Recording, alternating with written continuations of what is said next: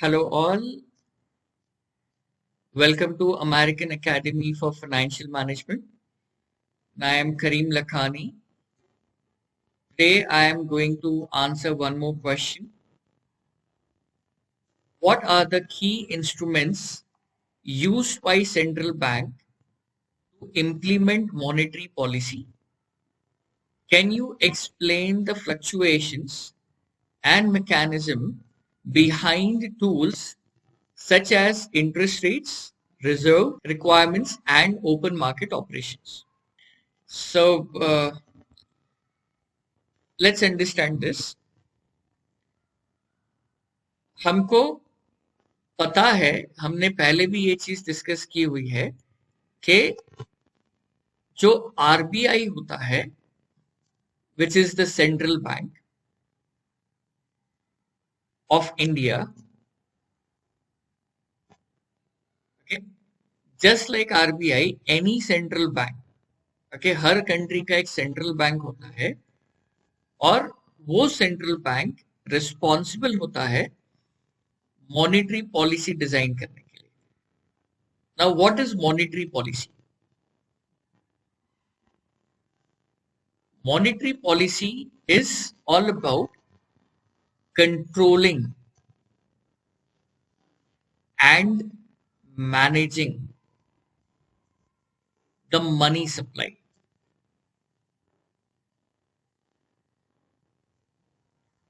Okay, in the economy. Because जो money supply होता है वो बहुत इंपॉर्टेंट चीज होती है to control the inflation, to control the price, to control the value of the currency. बहुत सारी चीज में ये मनी सप्लाई जो है वो मैटर करता है. तो आरबीआई या सेंट्रल बैंक का काम है मॉनेटरी पॉलिसी डिजाइन करना, और उस मॉनेटरी पॉलिसी में जो सेंट्रल बैंक है वो क्या मेजर्स यूज करते हैं. एक होता है इंटरेस्ट रेट,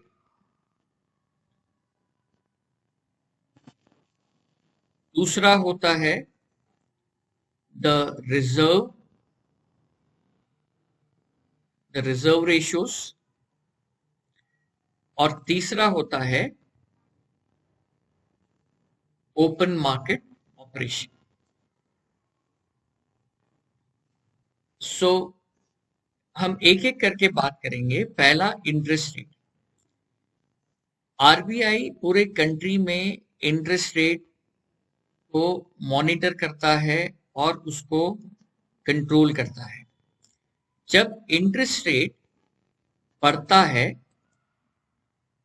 तब मनी का फ्लो कम हो जाता है. इसका मतलब ये भी है कि जब आरबीआई को लगता है कि कंट्री में, इकोनॉमी में प्राइस बहुत राइज हो रहा है, जब इन्फ्लेशन बहुत बढ़ रहा है, इसका इनडायरेक्ट अंडरस्टैंडिंग ये है कि प्राइस क्यों बढ़ रहा है. प्राइस इसीलिए बढ़ रहा है क्योंकि बहुत सारा money is available through the banking system, जहां पे लोग लोन ले रहे हैं और पैसा खर्चा कर रहे हैं. और लोन क्यों ले रहे हैं? क्योंकि इंटरेस्ट रेट कम होता है. तो जब इंटरेस्ट रेट कम होगा तो money is available at a cheaper cost. So हर आदमी जाके ने लोन लेगा और वो पैसा खर्चा करेगा. जब पैसा खर्चा करता है तो डिमांड बढ़ता है और हर चीज का प्राइस बढ़ जाता है, इसीलिए इन्फ्लेशन बढ़ता है. तो इस सिचुएशन में आरबीआई क्या करता है, वो अपने, अब जब इंटरेस्ट रेट होगा तो interest rate in the forms of repo and reverse repo. Repo rate यानी जो रेट से वो बैंक्स को, आरबीआई बैंक्स को लोन देता है, और रिवर्स रेपो जो रेट से बैंक से वो पैसा लेता है. बिकॉज अगर जो बैंक्स होती है, बैंक्स के लिए RBI is the central bank. Her bank, commercial bank जो होते हैं, हर बैंक के लिए RBI is the bank for the banks. तो जब बैंक्स को पैसे का जरूरत पड़ता है तो वो आरबीआई से लोन लेता है, जब बैंक्स के पास एक्स्ट्रा पैसा होता है तो वो आरबीआई के पास डिपॉजिट करता है। तो वहां पे जब आरबीआई उनको लोन देता है तो वो रेपो रेट से देता है, और जब आरबीआई उनसे पैसा लेता है तो रिवर्स रेपो रेट से वो इंटरेस्ट पे करता है। तो अगर आरबीआई को लगता है कि इंडिया में इंटरेस्ट रेट्स बहुत कम है और लोग बहुत लोन ले रहे हैं और इन्फ्लेशन बढ़ रहा है, तो आरबीआई आपका रेपो रेट बढ़ा देगा। जब रेपो रेट बढ़ेगा यानी बैंक्स के लिए कॉस्ट ऑफ बोरोइंग मनी बढ़ जाएगा, और इन टर्न बैंक्स जो है आपको हायर रेट पे लोन देगा। तब जाके ने जब इंटरेस्ट रेट बढ़ता है तब तब जो कॉमन मैन है वो लोन लेना बंद करता है, और जब लोन लेना बंद करेगा तो अननेसेसरी एक्सपेंस भी कम होगा, और जब अननेसेसरी एक्सपेंस कम होगा तो इन्फ्लेशन भी कंट्रोल में आएगा। So interest rate is one major. दूसरा मेजर होता है रिजर्व रेशियो, जो आरबीआई बैंक्स पे इंप्लाई करता है। दो टाइप के रिजर्व्स होते हैं, एक होता है सीआरआर, दूसरा होता है एसएलआर। जो सीआरआर होता है, CRR is cash reserve ratio.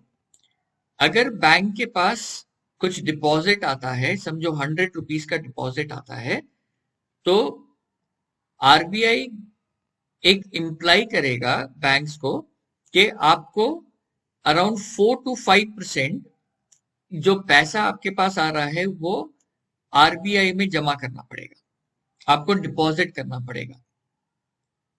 तो अगर आरबीआई को लगता है कि भाई ये पैसा बहुत ज्यादा मार्केट में लिक्विड फिर रहा है, बैंक्स के पास बहुत पैसा है लेंड करने के लिए, और इसीलिए इन्फ्लेशन भी बढ़ रहा है, तो रिजर्व बैंक क्या करेगा, ये रेशियो को बढ़ा देगा ताकि बैंक्स के पास थोड़ा कम पैसा बचेगा लेंड करने के लिए। Similarly SLR, statutory liquidity ratio, ये वो रेशियो है जो बैंक को अपने पास लिक्विड में रखना पड़ता है। बैंक के पास जितना भी डिपॉजिट आता है they can actually lend the money to the public, but अगर 100 रुपीज आता है तो पूरा 100 रुपीज वो लेंड नहीं कर सकते हैं, उनको थोड़ा आरबीआई में डिपॉजिट करना पड़ेगा, थोड़ा पैसा उनको अपने पास कैश में रखना पड़ेगा, ताकि अगर लिक्विडिटी की जब जरूरत पड़ेगी, जब जो डिपॉजिटर्स आएंगे और तुम्हारे पास से अपना पैसा वापस मांगेंगे, तो you should have money to pay them. So ये जो एसएलआर होता है वो होगा 15 से 20%। ये रेशियो भी बढ़ा देगा आरबीआई अगर उनको लगता है कि इन्फ्लेशन ज्यादा है। तो जितना ये रेशियो बढ़ेगा उतना बैंक के पास लेंडिंग कैपेसिटी कम हो जाएगा, और उससे जो आपका इन्फ्लेशन से थोड़ा कंट्रोल में आएगा। जो थर्ड टूल है वो है open market operation, that is nothing but issue and by back of government bonds and securities.